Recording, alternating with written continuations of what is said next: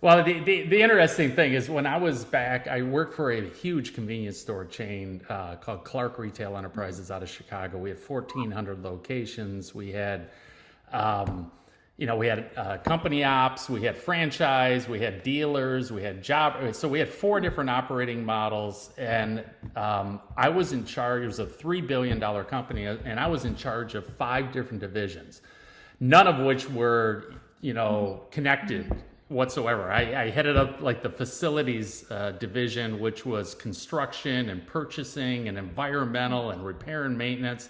And I headed up the real estate division, so I had 1,400 properties. And then I also headed up the merchandising divisions, which is all the Twinkies and cigarettes that we used to sell. And we used to sell $900 million a year. So somehow, some way, I had to try to connect all those things for my team. I had a team of 65 in all those different areas. There were, I had a marketing division. I was the company's spokesperson, so I had corporate communications as well.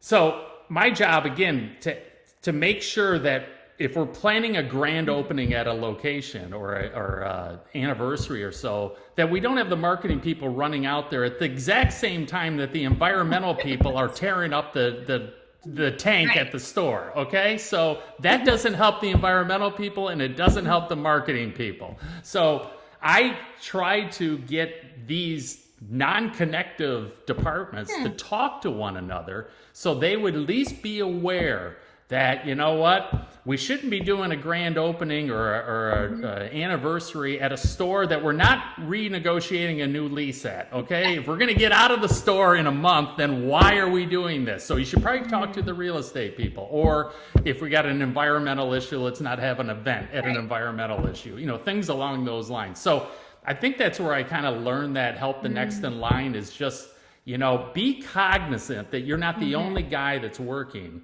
but rather there are other people that rely on your work. So give them high quality work, be on time, be on budget, and move on to the next thing. And as long as everyone does that, that's a wonderful I wanted to dive thing. in and be like, okay, tactically, how did you get them to connect? Like, how did you get them to communicate? I mean, I can imagine.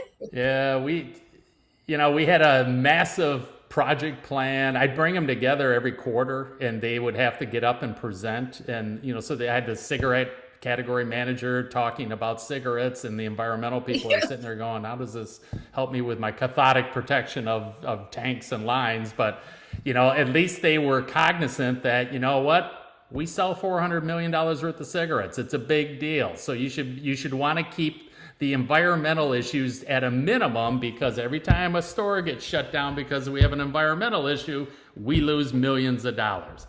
That's the connection. That's why we keep the stores going.